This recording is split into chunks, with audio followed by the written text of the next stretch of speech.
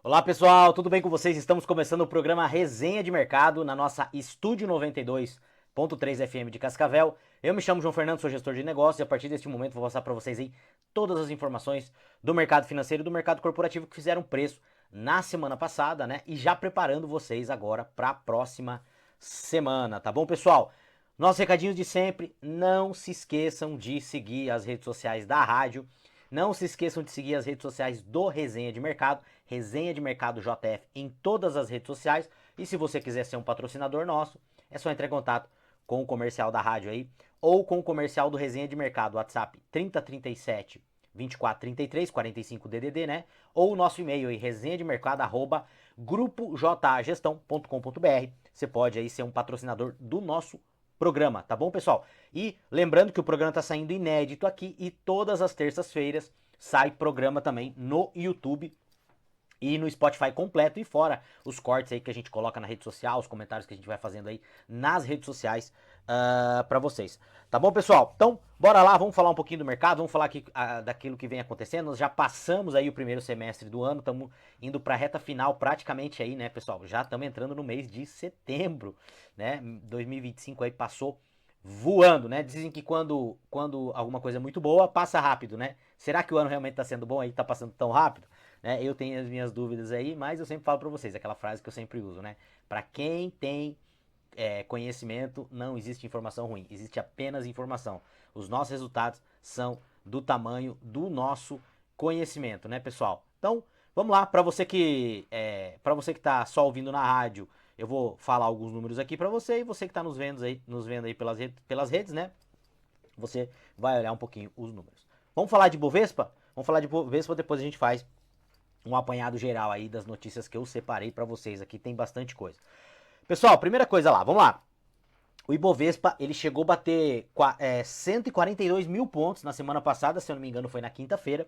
Depois ele deu uma recuada e terminou a semana com uma alta aí de 2%, pessoal. 141 mil pontos. Ibovespa batendo o recorde em real, tá? Não o recorde em dólar, mas batendo o recorde aí. A bolsa e o mercado financeiro simplesmente descartando aquilo que vem acontecendo aí com a nossa relação, principalmente com os Estados Unidos, que é o nosso segundo maior parceiro comercial, né? E é o xerife do mundo aí, né? Se ele mandar todo mundo parar de transacionar com o Brasil, as empresas dos países e os países vão parar de transacionar com o Brasil. Isso pode ser muito prejudicial, mas a bolsa tá ignorando isso aí. Vendo também uma baixa de juros lá no mercado americano, a gente teve uma alta essa semana, principalmente nas empresas de varejo, empresas que são mais alavancadas, empresas que estão expostas mais à flutuação aí da taxa de juros. Mercado americano lá, eles estão vendo lá a taxa de emprego lá caindo, né? Sempre sendo revisada para baixo.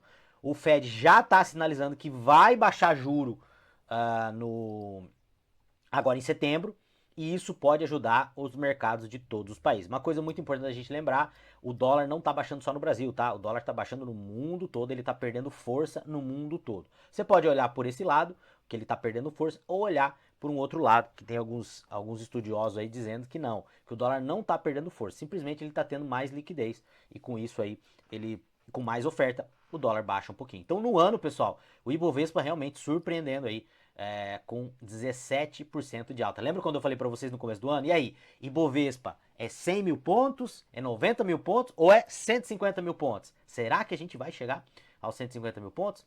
Bom, vamos lá. Falando um pouquinho aqui, né, do SP500. A SP500 fechou praticamente no 0 a 0 na semana passada, né?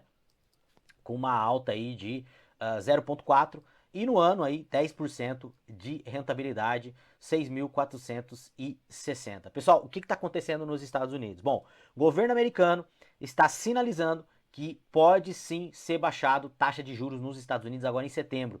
E o que isso tem a ver com o nosso mercado? Por que isso afeta o Ibovespa? Primeira coisa, Estados Unidos baixando taxa de juros, isso é um dos elementos da Selic que está a 15%. Tem tudo aquilo que está acontecendo na nossa economia, né?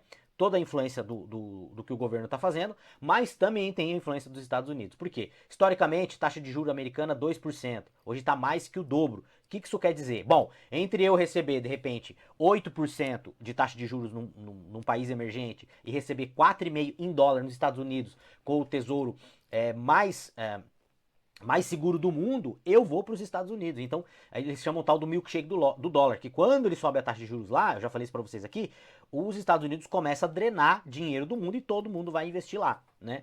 Quando a taxa de juros começa a baixar nos Estados Unidos, isso começa a perder atratividade, ou seja, a taxa de juros começa a baixar, não vale mais tanta pena, né, para o investidor manter o dinheiro dele lá no Tesouro Americano e ele começa a migrar para outros ativos. Quais são os outros ativos? Primeira coisa, mercado de capitais americano, bolsa americana. Então, a bolsa ela tende a performar mais, se bem que a bolsa americana vem performando bem também. Então, a gente vai ter um boom aí. Pode ser que com essa baixa da taxa de juros americanas, as ações americanas, elas venham a subir e subir bastante. Só que isso acaba refletindo em outros países também. Então, a gente já teve um reflexo. Veja, pessoal, o mercado, os gestores de mercado, eles sempre estão tentando antecipar o movimento de mercado. É assim que você ganha dinheiro, não só no mercado financeiro, no teu mercado também. Porque quando você está vendo uma tendência e você se posiciona, você faz aquele posicionamento, o mercado vai a teu favor, é aí que você ganha dinheiro, em qualquer segmento. Por exemplo, os primeiros caras aqui no Brasil que lançaram o hambúrguer gourmet, então até hoje ganharam muito dinheiro. Por quê? Porque eles previram o movimento de mercado, eles se posicionaram e o mercado foi a favor deles e eles conseguiram colher.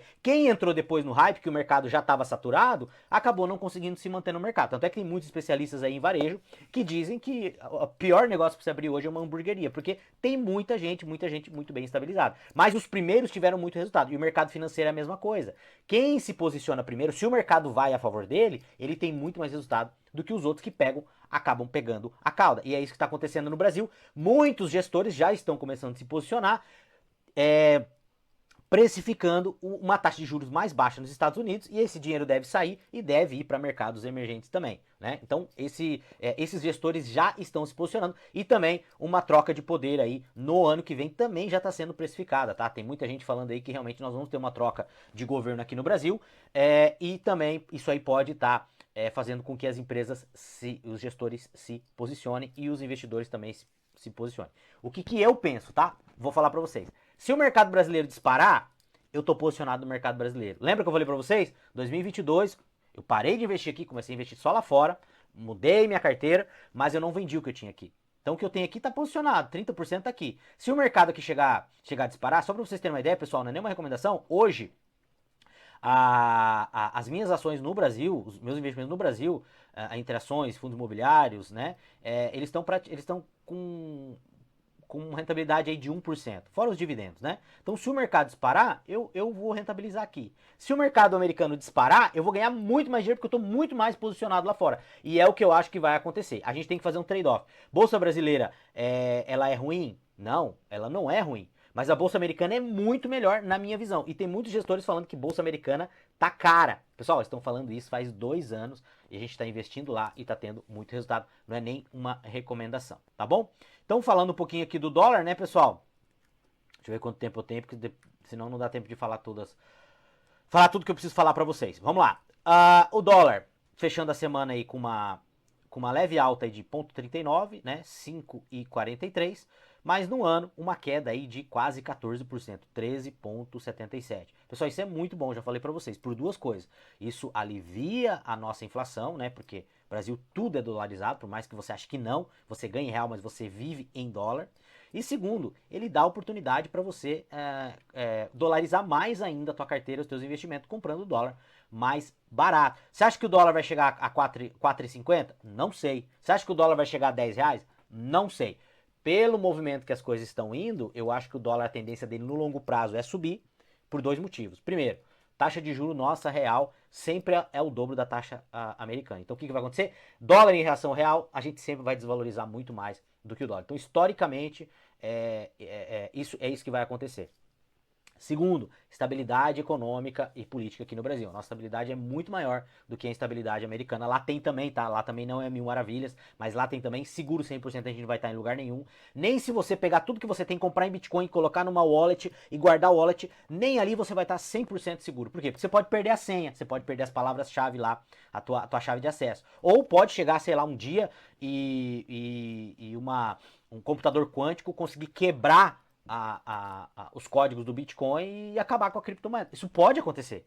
né? Isso é uma chance mínima, mas essa chance existe. Então 100% você não está em lugar nenhum. Por isso que você precisa diversificar e aprender aprender a investir. Então lá lá na nossa comunidade, vê a rede social que você está vendo aí, pede, manda uma DM lá, você entra na nossa comunidade para você poder conversar com a gente lá e aprender a investir.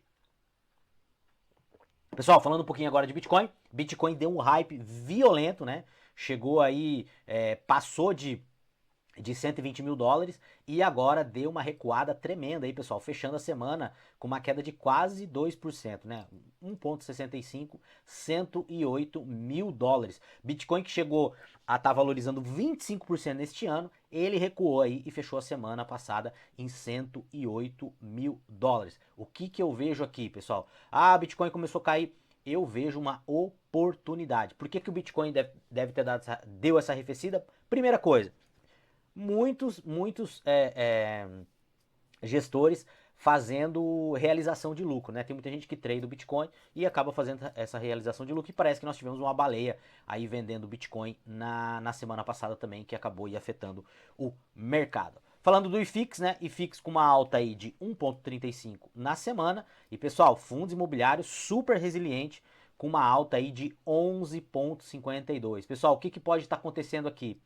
A gente tem, depois eu vou colocar uma matéria para vocês aqui, se der tempo, falando sobre a questão dos aluguéis. Lembre-se, pessoal, a partir de 2026 vai começar a transição da reforma tributária, né, do IBS e o CBS, e a gente vai conviver com todos os impostos, mais esses dois. Se eu não me engano, 2030 é para ser eliminado lá ICMS, PIS, COFINS, ISS, e a gente vai ficar só com o imposto, o IBS e o IBS. São dois impostos, né? CBS e IBS, que um é municipal e estadual e um imposto é federal. E isso vai afetar muito pessoas que recebem aluguel. Pessoas que têm mais de 3 imóveis e recebem mais de 20 mil reais em aluguel por mês, vai ser muito afetado. Além de pagar o imposto de renda, tá? Que esse imposto continua, o imposto de renda, ele vai ter que pagar IBS e CBS. Isso aí vai prejudicar bastante. Isso pode beneficiar os fundos imobiliários.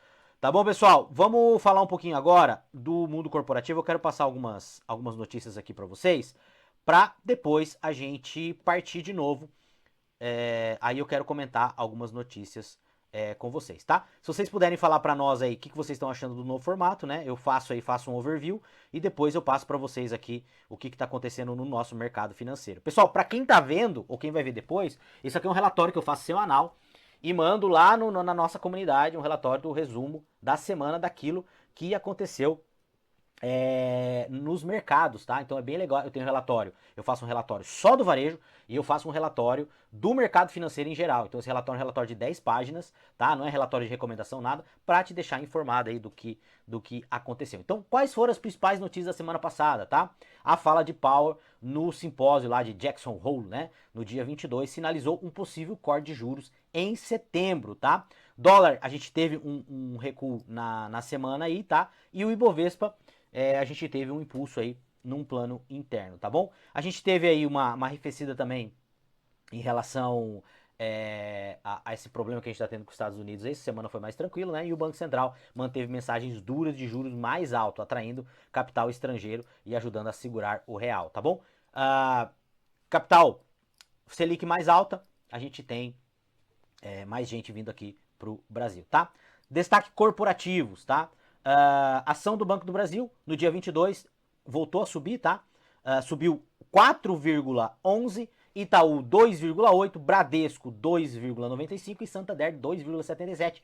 BTG são os principais bancos aqui do Brasil, 3,18, tá? Elas começaram a subir recuperando as perdas aí que tiveram na semana anterior. Commodity, tá? Petrobras também avançou no dia 27 na semana aí, tá? Com a alta do petróleo, tá? E no sentido oposto aí, a Vale teve um recuo. Falando um pouquinho de varejo, tá? Varejistas e consumo tiveram forte alta no dia 22 de semana passada. Natura subiu 8%, Casas Bahia 6,34%, devido perspectivas de juros mais baixos na economia americana, aquilo que a gente vinha falando para vocês. Fundos imobiliários, né? A gente teve aí o RBRX11, tá? de múltipla estratégia, com uma alta aí de 2,34 na semana passada, tá? E o RBRF11, tá? Que é um fundo de recebíveis, ficou estável aí na semana, tá bom? A gente tem no relatório. Falando um pouquinho de fluxo aqui, tá? A gente teve o dólar, que eu já falei para vocês, o IFIX e também a gente teve a questão do dólar, o IFIX e o Ibovespa que eu já passei para vocês, tá? Então, o Fed sinalizou aí um afrouxamento na taxa de juros, tá? Em setembro.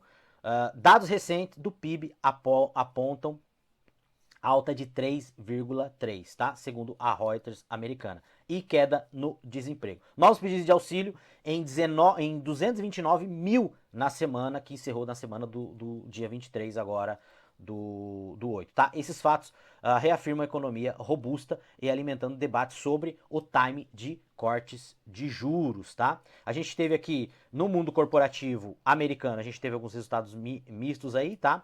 Falando um pouquinho de NVIDIA. A NVIDIA, que teve uma expectativa aí acima da perspectiva de mercado na receita, tá?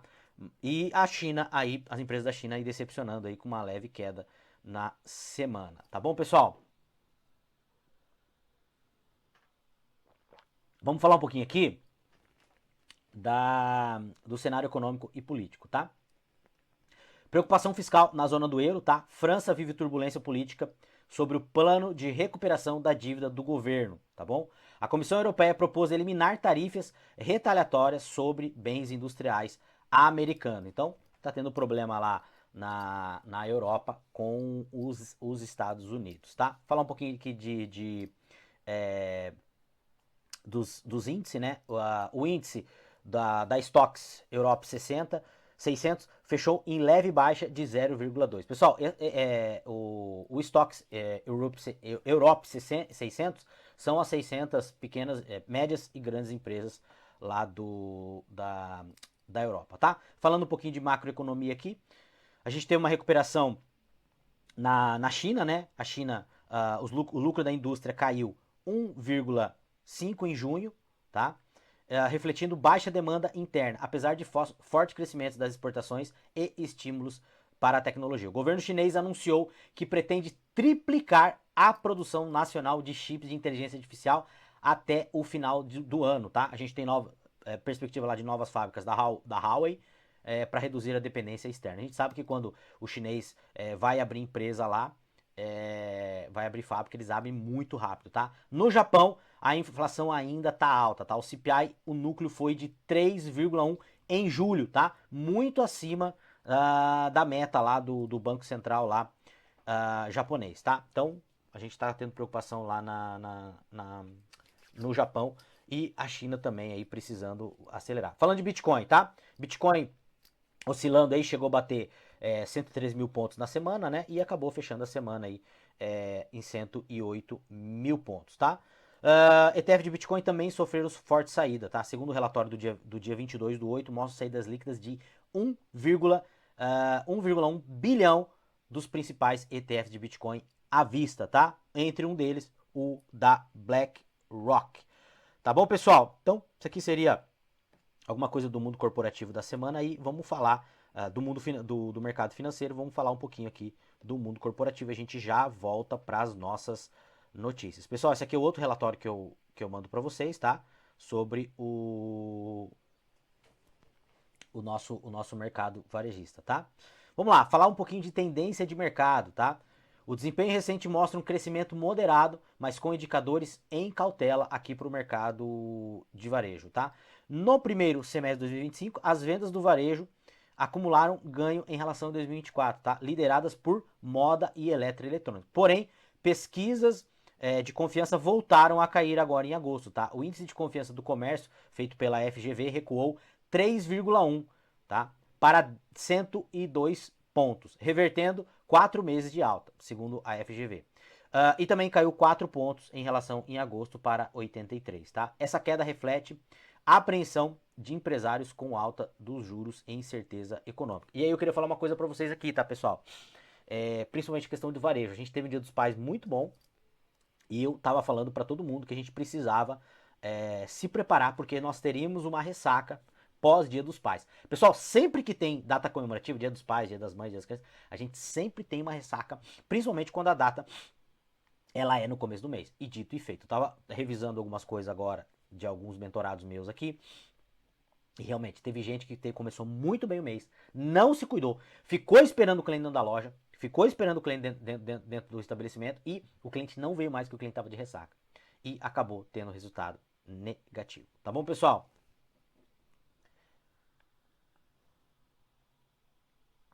Vamos falar um pouquinho de varejo digital aqui, tá? Os principais itens consumidos online hoje, tá? Segundo uma pesquisa aqui também. Se eu não me engano é da FGV essa pesquisa, tá? Inclui vestuários, 46%, são os mais, alimentos, 34%, farmacêuticos, 28%, tá? Esse cenário leva as empresas a reforçar o e-commerce e a omnicanalidade. O que é omnicanalidade? Você tá em todos os canais, tá? WhatsApp, físico, digital. Em paralelo, cresce o uso de marcas próprias. Venda de produto de marcas próprias do varejo subiu 27,2% em 2024 contra 11% das marcas de indústria. Ou seja, aquelas marcas que fazem venda própria. Ele tem a marca e ele mesmo faz, ele não tem intermediário. Ele mesmo faz, tá? Estimulando lançamentos de linhas exclusivas para redes como Carrefour, Pão de Açúcar e a Pets. A gente sabe que Pão de Açúcar hoje, no segmento supermercado, é o que tem a maior presença digital, e a Pets também, que é a gigante aí do mundo do mundo dos negócios aí, Pets. Então, pessoal, o que você, como gestor, você começa a visualizar? Você precisa, de repente, ver com o teu fornecedor aí para você introduzir tua marca própria, tá? 73% da população urbana, 119 milhões de brasileiros fizeram compra online nos últimos 12 meses. Vou repetir, se você ainda não está no online, escuta isso aqui. 73% da população urbana, 119 milhões de brasileiros, 119 milhões, né? Um terço da população praticamente, fizeram compras online nos últimos 12 meses, tá? 71% compra online pelo menos uma vez por mês. 73% na Shopee, tá? Percentual de consumidores que utilizam a plataforma. 73%. E 63% desse percentual, o Mercado Livre, tá bom? Inovação e boas tecnologias aqui. O varejo brasileiro investe em tecnologia para melhorar a experiência e eficiência. Programas como Loja do Futuro, do Sebrae e do FEComércio realizam workshops para todo o estado de São Paulo para capacitar pequenos varejistas em inteligência artificial e integração de canais. A gente precisa ver isso aí, tá bom? Tecnologia e varejo, integração digital, redes incorporando recursos digitais em lojas físicas, automação, aplicativo, dados em nuvens. E deixa eu contar uma coisa para vocês, pessoal. Essa semana eu fui tomar café num restaurante que tem cafeteria e serve almoço, e a moça começou a me explicar lá sobre o aplicativo, que você ganha até um café, você não precisa consumir nada, mas você ganha um café. Olha a inteligência dos caras. Você não precisa consumir nada. Se você baixar o aplicativo, você ganha um café grátis por mês. Você pode ir lá e você não precisa consumir. Você vai ganhar o café. Um por mês você ganha. Só que você não vai tomar só o café. Isso vai gerar fidelidade. Já fiquei fã do negócio, né? O Copenhague aí, que eu gosto muito de ir, já vai ter um concorrente aí, porque eu vou tomar muito café nesse lugar. Jornada Omnichannel, pessoal, isso é uma coisa antiga, tá? Aperfeiçoamento para alinhar preço, sortimento e atendimento entre canais. Omnicanalidade, você tem que estar presente em todos os canais. Vamos lá, vamos ver o que tem mais de notícia aqui. Vamos lá, fatos e lançamentos, tá? A gente sabe que a H&M veio pro Brasil, entrou no Brasil com lojas físicas próprias e e-commerce. E a H&M, pessoal, eles estão vindo pro Brasil, segundo o que eu li, com escala de trabalho 5x2. Eles vão testar aqui no Brasil escala de trabalho 5x2, tá? C&A Energia, uma inovação no Brasil, foi o novo conceito da C&A Energia. É um tema que eles têm utilizado bastante para tracionar aí e vem batendo recorde atrás de recorde cada trimestre, tá? Grupo Uniex, novo segmento de supermercado. Destacou-se a fusão com Flex Atacarejo e Enxuto Supermercado, ambos em São Paulo, tá? Então, são 47 lojas aí, tá bom? A gente teve uma desaceleração também nos MBAs, tá, pessoal? Nas fusões e aquisições, tá? Setores em queda, redução foi notável nos setores de supermercado, menos 20%, e alimentos, menos 20%, tá bom? Eu acho que as principais informações eram isso aí, tá? Ah, outra coisa interessante aqui, ó. Perfil do consumidor brasileiro, tá? Segundo pesquisa da SPC, CNDL, isso aqui deve ser de São Paulo, 19% dos consumidores já sofreram fraudes em compras online nos últimos 12 meses, ao passo que 56% priorizam frete grátis como fator decisivo na compra, tá? Marcas próprias. O avanço de produtos de marca própria no Brasil espelha a tendência global, além de citar um crescimento de 27% em 2024. Redes como Carrefour, já falei para vocês aqui, Pão de Açúcar, né? Aroma e Pets, né? Tem ampliado o lançamento para fidelizar clientes e aumentar margem. Então isso aqui é uma coisa que tem uma tendência bem forte aí. Tá bom, pessoal? Essas eram as informações aí corporativas e as informações do nosso mercado financeiro. E agora vamos voltar aqui, vamos falar um pouquinho de algumas notícias que eu trouxe aí para vocês. Vamos repassar as notícias aí rapidamente, tá, pessoal? Para quem tá vendo aí, né? Nós tivemos aí dívida pública sobe 0,71% agora no último mês, né? No último mês agora no mês de julho, tá? Houve um aumento de 55 bilhões em relação a junho de 2025, segundo o Tesouro Nacional. Reserva de liquidez caiu 4%. E para quem tá vendo aí, você vai ver a escala aí que a gente tá batendo o recorde aí na nossa dívida pública em relação ao PIB aí, quase 8 trilhões de reais de dívida pública. E aí a gente vê, será que o Brasil realmente está indo bem? Se o Brasil está indo bem, por que a gente está fazendo tanta dívida para crescer o nosso PIB? Por que será que isso está acontecendo? É uma pergunta, né?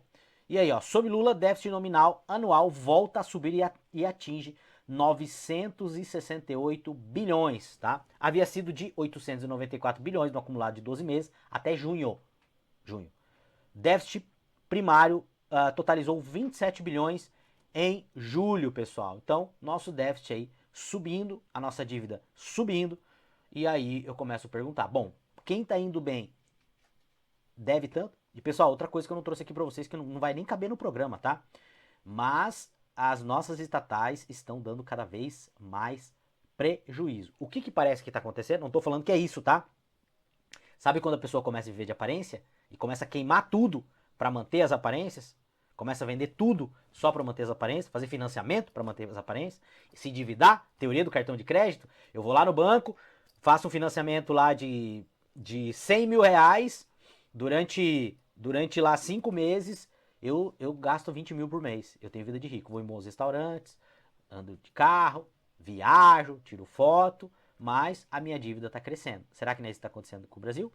Então, a gente precisa ficar esperto para ver aonde você está botando a tua grana, porque você é investidor compulsório desse grande país, dessa grande holding que é o Brasil. Drex abandona a blockchain, o que muda no jogo da tokenização no Brasil. Pessoal, a gente teve agora, a semana passada, ou retrasada, o Banco Central avisou que não vai mais utilizar blockchain para rodar o Drex que chega agora em 2026. Pessoal, isso era uma coisa lógica, porque a blockchain, ela preza uma moeda descentralizada. A blockchain é para descentralizar, é para ninguém ter poder, que é para ser diluído esse poder, que é o que o Ethereum faz, né? Tem muitas ressalvas, tem gente fala que o Ethereum tem dono, então realmente ela não é descentralizada, se alguém quiser, é realmente descentralizada e é só do Bitcoin. Pessoal, tem um monte de divergência aí, tá? Eu tenho um pouco de Ethereum, mas eu tenho mais Bitcoin.